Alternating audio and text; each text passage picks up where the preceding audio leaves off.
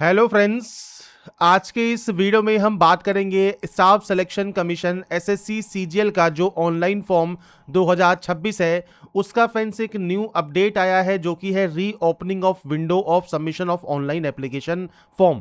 अगर अभी तक आपने फॉर्म को अप्लाई नहीं किया है तो आप अपने फॉर्म को दोबारा से आपका जो डेट है अप्लाई करने का वो ओपन कर दिया है और आप अपने फॉर्म को यहाँ पर अप्लाई कर सकते हैं। अगर आपने अभी तक अप्लाई नहीं किया है तो आपका जो फॉर्म है वो रीओपन हो गया है और इससे रिलेटेड जानकारी आप एसएससी की ऑफिशियल वेबसाइट पर या वीडियो डिस्क्रिप्शन में jobrasa.com पर जाकर चेकआउट कर सकते हैं। लिंक आपको वीडियो डिस्क्रिप्शन में मिल जाएगा। तो सबसे पहले फ्रेंड्स यहाँ पर एक इंपॉर्टेंट नोटिस जारी किया गया है सीजीएल 2026 के लिए और यहाँ पर कहा गया है कि 21 मई से 22 जून तक आपका जो फॉर्म है उसकी अप्लाइंग डेट थी, जिसमें friends more than 28 lakh candidate ने सक्सेसफुली सबमिट कर दिया है एप्लीकेशन फॉर्म। पर यहाँ पर कुछ कैंडिडेट को यहाँ पर जो है फॉर्म सबमिट नहीं हुआ है, जिसकी वजह से यहाँ पर फ्रेंड्स आपकी जो डेट है वो आपकी एक्सटेंड कर दी गई है। अब 23 जून 2026 से 25 जून 2026 तक आप इस फॉर्म को अप्लाई कर सकते हैं।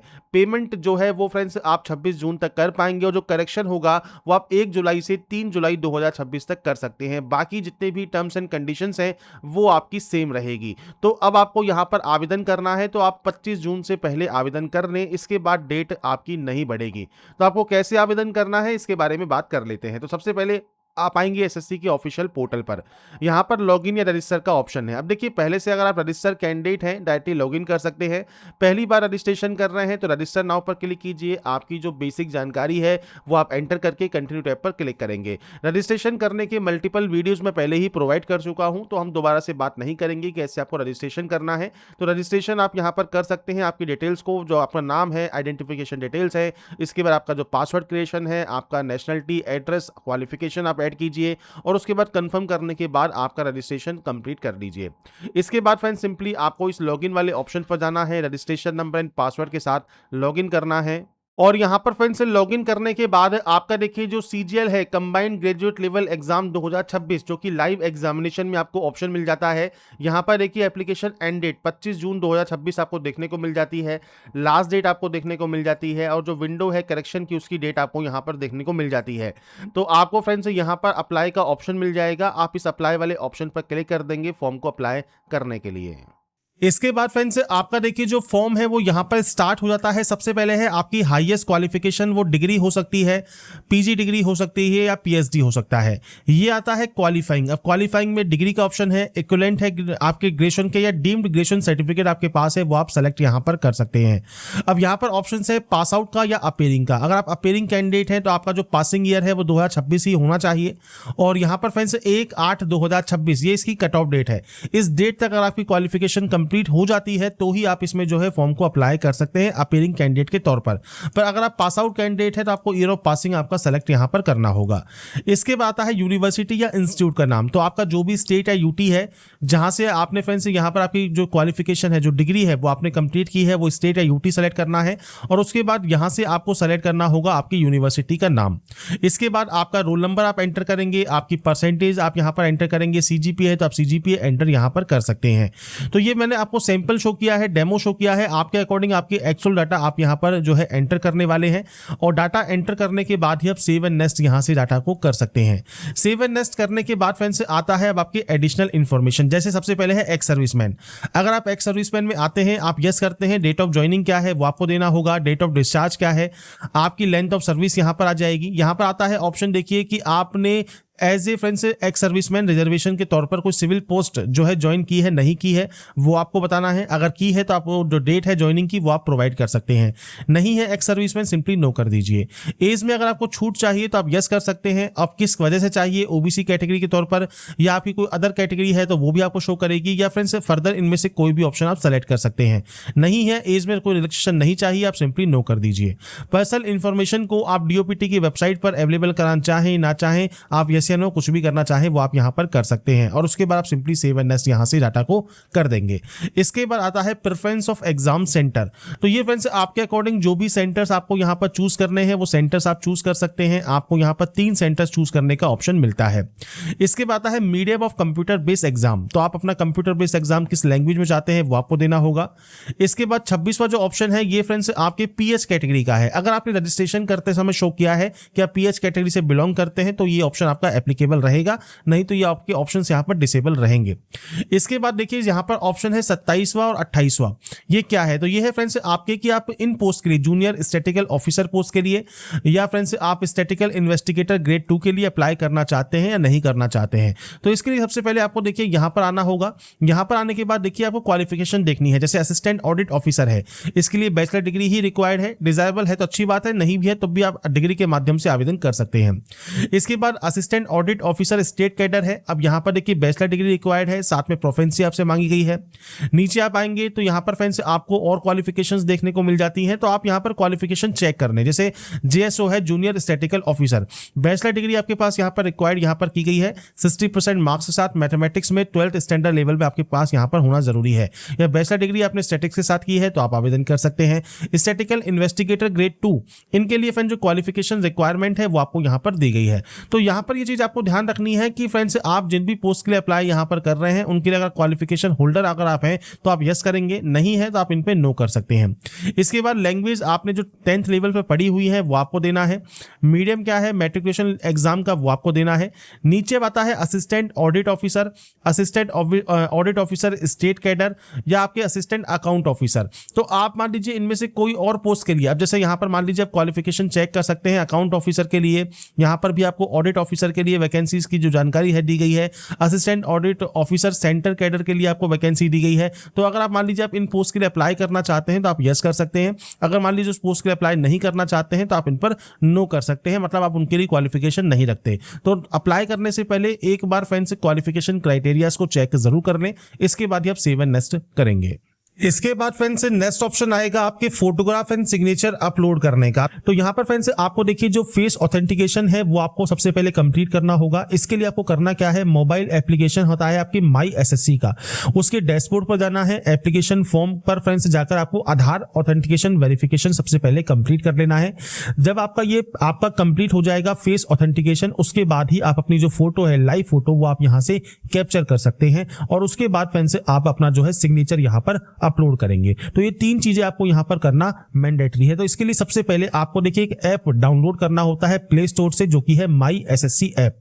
तो यहाँ पर फ्रेंड्स देखिए मैं आपके सामने एक सैंपल शो कर रहा हूँ। गूगल प्ले स्टोर पर आप जाएंगे तो आपको यहाँ पर देखिए माई एसएससी का जो ऑप्शन है वो आपको मिल जाता है। आपको यहाँ पर जो इंस्टॉल है वो आप कर सकते हैं इस ऐप को, और उसके बाद फ्रेंड्स आप आगे की जो प्रोसेस है वो आप यहाँ पर कंप्लीट कर सकते हैं। तो आपके पास ये ऐप होना चाहिए और उसके बाद ही आप इससे जो है फैसिलिटीज का यूज कर सकते हैं, जिसमें आप फेस ऑथेंटिकेशन यहाँ पर कर सकते हैं। साथ में आपकी जो कैप्चर फोटो है वो आप कैप्चर लाइव फोटो पर क्लिक करेंगे तो आपका जो वेब कैमरा है उससे आप अपनी लाइव फोटो भी कैप्चर कर सकते हैं, या फ्रेंड्स आप अपने माई एसएससी ऐप से भी आपकी जो फोटो है वो कैप्चर कर पाएंगे। और सिग्नेचर आपको यहां पर अपलोड करना है 10 से 20 KB में, और आपको हाइट यहां पर दी गई है और विड्थ आपको दी गई है, जो कि फ्रेंड्स आपको आपका सिग्नेचर का आपको कम से कम रखना होगा और उसके बाद ही ये आपका अपलोड होगा।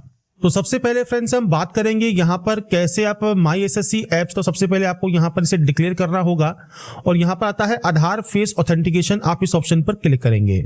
इसके बाद फ्रेंड्स यहाँ पर देखिए कंप्लीट एक्शन यूजिंग का ऑप्शन आएगा, तो आपको आधार फेस आरडी का ऑप्शन मिलेगा, आप इस ऑप्शन को क्लिक कर लेंगे। आधार फेस आरडी अगर ये आपके पास डाउनलोड नहीं है तो ये भी आप जो है इंस्टॉल कर सकते हैं। इसके बाद फ्रेंड्स यहाँ पर देखिए जो ये स्टेप है ये आपके कंप्लीट होने दें। इसके बाद फ्रेंड्स कुछ इस तरह का इंटरफेस आपके सामने आएगा। यहाँ पर friends face not detected show कर रहा है, तो आपको यहाँ पर इस सर्किल में आपका जो चेहरा है, फेस है, वो आपको रखना है और उसके बाद उसे आपको ऑथेंटिकेट करना होगा। तो जब अपना चेहरा आप यहाँ पर रखेंगे और उसके बाद जब आपको आंखों को ब्लिंक करना है, इसके बाद देखिए इमेज आपकी यहाँ पर सक्सेसफुल आ जाएगी और उसके बाद फ्रेंड्स आपको यहाँ से इसे सेव एंड नेक्स्ट कर देना होगा। इसके बाद देखिए फेस आईडी वेरिफिकेशन सक्सेसफुल आपका हो जाएगा, आप इसे ओके कर सकते हैं। अब आपको यहाँ पर लाइव फोटो कैप्चर करनी है, तो ध्यान रखिएगा आपको यहाँ पर अच्छी जो है लाइटिंग रखनी है, प्लेन बैकग्राउंड रखना है और उसके बाद आपकी जो लाइव फोटो है वो आपको यहाँ पर कैप्चर करनी है। तो आप कैप्चर लाइव फोटो वाले ऑप्शन पर क्लिक करेंगे। इसके बाद फ्रेंड्स यहाँ पर देखिए आपकी जो फोटो है वो अपलोड हो जाएगी सक्सेसफुली, और फोटो जब आपकी अपलोड सक्सेसफुल यहाँ पर हो जाती है आप इस ओके वाले ऑप्शन पर क्लिक कर देंगे। आपकी देखिए फोटो यहाँ पर आपको शो होती है, आप चाहे तो इसे कैप्चर अगेन भी कर सकते हैं। इसके बाद फ्रेंड्स नीचे आता है सिग्नेचर का। तो अगर देखिए जो सिग्नेचर है 10 से 20 KB आपको रखना है आपका सिग्नेचर, और आपको जो सिग्नेचर है ये आप JPG फॉर्मेट में अपलोड करेंगे। अपलोड योर सिग्नेचर पर क्लिक करना है। आपके मोबाइल पर जहां पर भी आपका सिग्नेचर अपलोडेड है वो आप यहां पर जो है एंटर कर सकते हैं और सेव एंड नेक्स्ट कर सकते हैं। अब चलते हैं PC पर, जहां पर मैं आपको बताऊंगा कैसे सिग्नेचर को आप जो है आप एडिट कर सकते हैं और उसको अपलोड कर सकते हैं। तो फ्रेंड्स यहाँ पर देखिए हम आ जाते हैं सबसे पहले हमारे इस पोर्टल पर, जहां पर आपको सिग्नेचर अपलोड करने का जो प्रोसेस है वो मैं आपको बताऊंगा। आप चाहें तो मोबाइल से भी इसे जो है रिसाइज कर सकते हैं और उसकी जो प्रोसेस है वो आपकी सेम रहेगी। आपको सिंपली 6 सेंटीमीटर आपकी जो है आपको विड्थ रखनी है, 2 सेंटीमीटर आपको हाइट रखना है आपका सिग्नेचर का। अब इसके लिए कैसे आप इसको सही कर सकते हैं, तो आपको सबसे पहले ओपन करना है imresizer.com, जिसमें फ्रेंड्स आपको सबसे पहले आपका देखिए जो इमेज है वो आपको अपलोड करना है। तो यहाँ पर फ्रेंड्स देखिए जब आपके सिग्नेचर आप अपलोड कर लेते हैं तो यहाँ पर आपको पिक्सल जो है सेट करना है, या फ्रेंड्स आपको यहाँ पर देखिए जो ऑप्शन दिया गया है, आप इस पोर्टल पर आएंगे तो सेंटीमीटर में आपको ऑप्शन देखने को मिलता है। तो आपको सिंपली करना क्या है, आपको यूनिट पर जाना है, सेंटीमीटर ही एंटर करना है। इसके बाद से कहा गया है विड्थ है 6 सेंटीमीटर की, तो आपको यहाँ पर विड्थ 6 सेंटीमीटर रखना होगा, हाइट 2 सेंटीमीटर आपको यहाँ पर रखना होगा, और उसके बाद आप JPG फॉर्मेट में ही यहाँ पर इसे रखेंगे और उसके बाद यहाँ पर डाउनलोड वाले ऑप्शन पर क्लिक करेंगे। आपका देखिए डाउनलोड इमेज आपका यहां पर हो जाएगा। तो यहां पर जब आपका ये साइज जो है डाउनलोड हो जाता है, इसके बाद आप इस पोर्टल पर आएंगे, अपलोड सिग्नेचर पर क्लिक करेंगे और इसके बाद फ्रेंड्स यहां पर देखिए आपका सिग्नेचर अपलोड हो जाएगा सक्सेसफुली, और उसके बाद आप सिंपली सेव एंड नेक्स्ट यहां से डाटा को कर सकते हैं। तो फोटोग्राफ कैसे अपलोड करना है, फेस ऑथेंटिकेशन कैसे करना है, सिग्नेचर कैसे आपको रिसाइज करके अपलोड करना है, ये जानकारी मैंने आपको प्रोवाइड कर दी है। आपको सही ढंग से यूज करना है और उसके बाद सेव एंड नेक्स्ट आप यहां से डाटा को कर देंगे। इसके बाद फ्रेंड्स आपके सामने जो नेक्स्ट ऑप्शन आएगा ये आपके प्रीव्यू का रहेगा। तो आपने जो भी डिटेल्स फिल की है, फोटोग्राफ एंड सिग्नेचर अपलोड किए हैं, ये सब आपको यहाँ पर देखने को मिल जाते हैं। तो यहाँ पर फ्रेंड्स एक बार इन डिटेल्स को चेकआउट कर लें। अगर आपको लगता है मान लीजिए कोई गलती हो गई है तो आप गो बैक वाले ऑप्शन पर जाकर आप एडिट कर सकते हैं। अगर आपको लगता है कोई भी गलती नहीं हुई है, सभी डिटेल बिल्कुल सही है, तो उस कंडीशन में आप सेव एंड नेक्स्ट यहाँ से डाटा को कर देंगे। सेव एंड नेक्स्ट करने के बाद फ्रेंड्स आपके सामने डिक्लेरेशन आएगा। आपको सिंपली आई एग्री करना है और आई एग्री करने के बाद आपको फ्रेंड्स यहाँ पर एक जो है कैप्चा कोड देखने को मिलता है। आप इस कैप्चा कोड को फिल करेंगे और उसके बाद सिंपली यहाँ से सबमिट कर देंगे। आपका फॉर्म रिसीव्ड सक्सेसफुली यहाँ पर हो जाएगा और कंटेंट वेरिफिकेशन पेंडिंग आपको शो करेगा। आप चाहे तो डैशबोर्ड पर जा सकते हैं, पर आपको यहाँ पर पेमेंट करना होगा। पेमेंट करने के बाद ही आपका जो फॉर्म है वो फाइनल सबमिट होगा। तो मेक पेमेंट वाले ऑप्शन पर क्लिक कीजिए। इस ऑप्शन पर आने के बाद कुछ इस तरह का इंटरफेस आपके सामने आएगा। तो आप इनमें से कोई भी ऑप्शन को सेलेक्ट कर लीजिए और उसके बाद पे वाले ऑप्शन पर क्लिक कीजिए। अब इस ऑप्शन पर क्लिक करने के बाद आपके सामने नेट बैंकिंग का ऑप्शन है, कार्ड का ऑप्शन है, यूपीआई का ऑप्शन है। आप कोई भी ऑप्शन यूज कर सकते हैं। जैसे मान लीजिए यूपीआई है तो आप यूपीआई को सेलेक्ट कीजिए और उसके बाद फ्रेंड्स आपके सामने क्यूआर कोड आएगा। जो ये क्यूआर कोड है ये आपको स्कैन करना है और क्यूआर कोड स्कैन करने के बाद आपका जो पेमेंट है, जो कि ऑनलाइन पेमेंट है, वो आपको यहां पर कंप्लीट कर लेना है। तो यहां पर फ्रेंड्स देखिए जो पेमेंट है जब आपका कंप्लीट हो जाता है, इसके बाद फ्रेंड्स कुछ इस तरह का इंटरफेस आपके सामने आएगा और यहां पर आपको क्लिक हियर का एक ऑप्शन मिलेगा। आप इस क्लिक हियर वाले ऑप्शन पर क्लिक करेंगे। इसके बाद फ्रेंड्स आपके सामने यहां पर देखिए जो ई रिसिप्ट है, जो कि कैंडिडेट कॉपी है, वो आपके सामने यहां पर आ जाती है और आप यहां पर जो है प्रिंट वाले ऑप्शन पर भी क्लिक कर सकते हैं। इसके बाद आप इस ऑप्शन पर क्लिक करेंगे, आपके डैशबोर्ड पर जाएंगे या इस कैंडिडेट डैशबोर्ड पर क्लिक करेंगे और यहां पर फ्रेंड्स देखिए आपके सामने जो माई एप्लीकेशन सेक्शन है, यहां पर CGL combined graduate level exam 2026 का जो ऑप्शन है, जिसमें आपकी लास्ट डेट 25 जून है, इसमें फ्रेंड्स आपके स्टेटस का ऑप्शन आपको मिल जाता है, साथ में आपको प्रिंट करने का ऑप्शन भी मिल जाता है। तो आपका जो प्रिंट आउट है वो भी आप यहां से सेव या डाउनलोड कर सकते हैं और आपकी जो प्रोसेस है CGL फॉर्म को अप्लाई करने की, वो आपकी यहां पर कंप्लीट हो जाती है। तो SSC CGL जो ऑनलाइन फॉर्म 2026 है, जो कि आपका रीओपन हुआ है, वो आप कैसे अप्लाई कर सकते हैं वो जानकारी मैंने आपको प्रोवाइड कर दी है। ये ध्यान रखिएगा, अप्लाई करने की डेट 25 जून 2026 है। इस डेट से पहले फॉर्म को आपको अप्लाई करना होगा।